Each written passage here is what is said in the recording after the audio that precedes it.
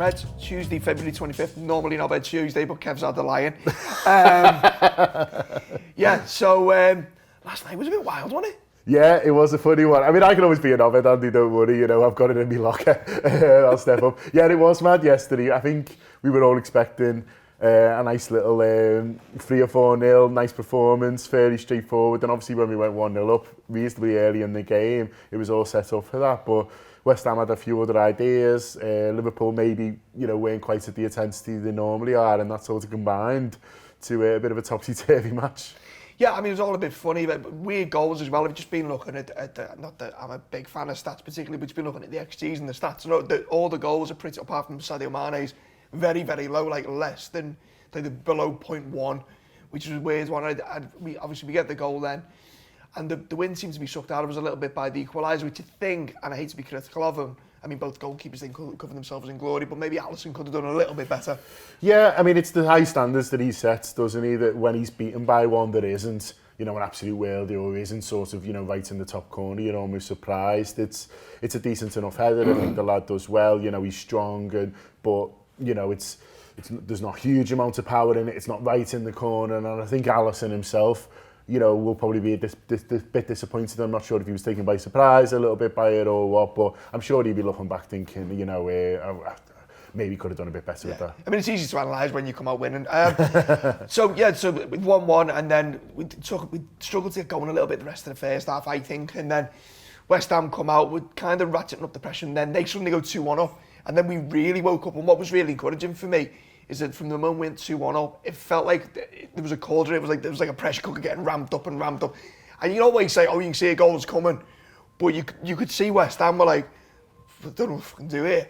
Yeah, both goals just come from pressure, don't they? Yeah. And they just come from relentlessness. And it's not even like the play was amazing. We weren't kind of ripping them apart. You know, it wasn't fantastic free-flowing football. It was just keep knocking, keep banging going. On the door, exactly, very, very loud. Exactly, Andy. And crosses coming in from both sides and making the pitch really wide. And we're just sort of bombarding them, really. And if you keep doing that, something will break for you. And so if you look at the goals kind of in isolation, you might go, you know, a bit lucky with, you know, especially the third one with the deflection or whatever. But it's just persistence. It's just relentlessness, and yeah, it's just, you know, as I say, like just keeping it going and keep believing as well. The weird thing was, I think it's been reported today, is an 18th straight win for Liverpool. Yeah. And what struck me, I read somewhere yesterday, is that Liverpool could have matched that earlier in the season, but dropped points to United at Old Trafford when we drew 1-1. That would have been 18 straight as well. And you just wonder whether, and it seems like little things, but these little things get in players' heads a little bit, maybe. I don't know about that. I don't think they necessarily would have counted that. I just think, I mean, look, 18 straight wins, it's mad, isn't it? Like, I used to remember, like, you know, if you'd win 5 in a row, you'd be made up, you know what I mean? You're like, the idea of winning 10 in a row was almost kind of like unheard of. And, you know, I think United put together that amazing run in 08-09, didn't they, to win it, and you're like, oh, they've won 11 in a row, what are you meant to do, type thing. Like, it was, you know, it was almost unheard of. And this Liverpool side, 18, and as I say, to do that, you know, to follow up a 17 with an 18 after just a draw it is just, you know, it's hard to get your head around what this football team's achieving. Are we in the kind of, maybe we're too close to appreciate it, but I always kind of think, are we in the realm of when Barcelona were unreal under Guardiola instead, or when Man City were unreal 2 years ago, where they'd be 1-0 down with like 5 minutes to go, and oh yeah, that'd be absolutely fine.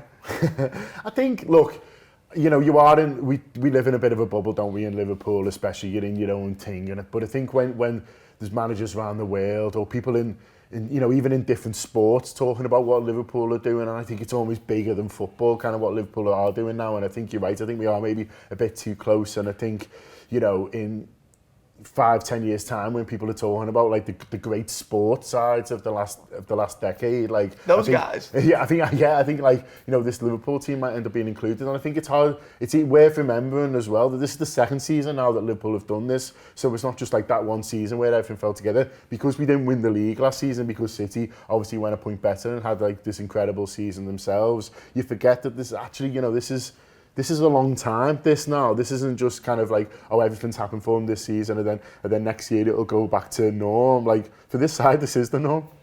There you go. The impossible now becomes the norm. We did do some post-match content last night. We done the post-match show and the post-match pint. Both went out for free.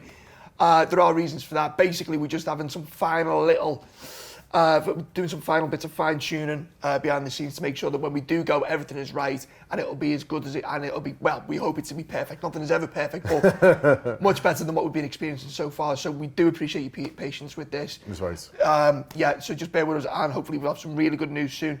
Here's a little clip from Post-Match Pint.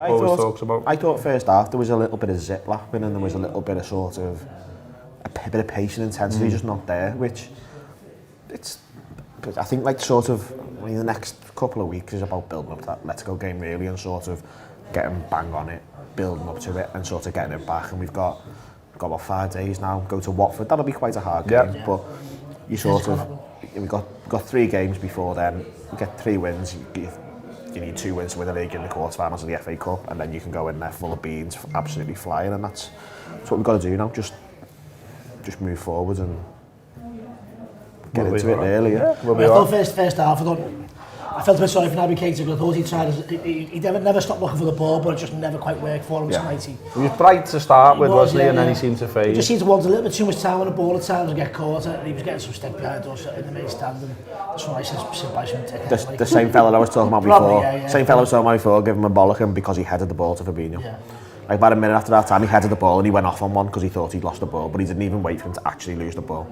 It's quite funny. Wasn't quite tonight, but we'll have to be much sharper than that against Atletico. We can't turn up and play defensive like that because otherwise we won't be going out. I'm a little bit worried about Fabinho though. I don't think he's like, since he's come back, he's not been quite. I don't think he's been quite there, to be honest. It's a difficult one because I don't think he gets as much protection when Henderson's in there. That's true. That's absolutely true. More and, I thought he did okay tonight without being spectacular, but as I said, I don't think anyone was outstanding. There wasn't a massive amount for him to do, though, I suppose, in fairness. No, it's true. I think if you are looking for someone who did perform, we mentioned the goalie. I think you've got to give Sent a shout because he's got 2 assists and unlucky not to score as well. And he was the one where, and yeah, you're right to say Robbo as well, that the pair of them were driving us on, I thought, when at times, like you said before, you've seen Liverpool's of the past, maybe they're at the drop, maybe they only draw that game, maybe they even lose that game. I think those 2 in particular kept us going and kept us ticking over and kept us pushing for that win. Yep, so we're back, fantastic. Not only the first team ripping up records, the under-23 6-0 hammering. Yeah, they played really well. By all accounts, I wasn't able to get to the game. It was yesterday afternoon, and we were a bit busy here with all the stuff we've going on with the website and all that. But gathered they played really well, and I think it's funny with the 23s because it can seem a bit of a lost team sometimes because you never know who's going to play week after week. It's obviously sometimes some lads are needed for the first team and things like that. Sometimes obviously people who might need some fitness kind of might drop down, and so while the under-18s team is kind of a lot more settled and kind of more of a side really, the 23s can sometimes feel kind of a little bit lost, and I think for them as well, it can be the same. But look, they've got a huge amount of motivation at the moment because a lot of them have been involved in the first team recently, not least Curtis Jones, who gets the hat-trick yesterday. And I think you see that. I think that the more that these lads are involved in first team and the more that they see the pathway, I think the better they play. See the carrot a little bit. 100%, Andy. And so I think with stuff like that, I think the better they play. So when the 23s are struggling, it always seems to be a time where maybe they haven't been involved too much, or maybe they're looking at it and thinking, I don't know what me. It doesn't feel like the stiffs, does it? Exactly. Whereas right now, I think, especially with the move to Kirby on the horizon and everyone kind of looking forward to that and being kind of more one club, and the guys feel like, if I play well here, you never know, might be involved in that next FA Cup round against Chelsea or whatever, or there might be a few league games where the boss might choose to use me kind of later in the game, and so they've got the motivation there. There is the light at the end of the tunnel for them. That is the holy grail of the first team, and they're playing like it. Curtis hasn't done himself any harm with a shot for maybe the Chelsea game in the Cup off the back of that. Yeah, 100%. I'll play him. I think he's been brilliant in the FA Cup this season, and he deserves to keep his shirt. Obviously, there'll be other players who you're going to want to give minutes to, and that's always a factor. When the first team players, the likes of Milner, who aren't playing much, I'm sure they want to play. But you'd hope there would be space for Curtis Jones in that game against Chelsea because he's been brilliant in the FA Cup. He deserves it, and he's adding goals to his already fantastic game, and so he's a real asset for the club. I think he'll relish it as well. He's not one to share a challenge, is he? Questions from yourselves from the YouTube. Good ones there, I like it. What is the best Liverpool song in your opinions and why? right, this one's rather topical, I think. I mean, there's a million songs that I love, especially long, slow ones when we can all relax. But the highlight for me this year has been when Mo Salah scored against Man United in the last minute, and with the cork finally came out of the champagne, and we're going to win the league on its first airing at Anfield this season. Yeah, it is a good one, isn't it? Because, obviously the connotations mean things are going well. I mean, it's got to be fair, we've got loads of good songs for the players at the moment. It seemed to go away a little bit of the sort of player chant, but, some really good ones for the individual players at the moment. But an old classic I like, which doesn't get sung a huge amount, but I always like it when it comes out. They all laugh at us, they all mock at us, they all say our days are numbered. It's fantastic sort of Scouse bravado, isn't it? It's like, you might think we're done, but you just wait. For those, what used to happen at Anfield just reminds me then, a couple of years, about 10, 15 years ago, the players used to come out and they used to get an individual chant, didn't they, before kick-off? Yeah. Now, because of protocols with TV and one thing and the other... And they moved, you never walk alone. And they moved, you never walk alone. Don't really get that anymore. But remember, every single player had their own little... Sammy. And like, then they turn around and clap the cough like that. Well, and that was it. They were always obliged to turn around and acknowledge their chant. That's your question for today. Make sure you leave a good one there for tomorrow and we'll get into that. That's been Talking Red, Tuesday the 25th of Feb. Up to next.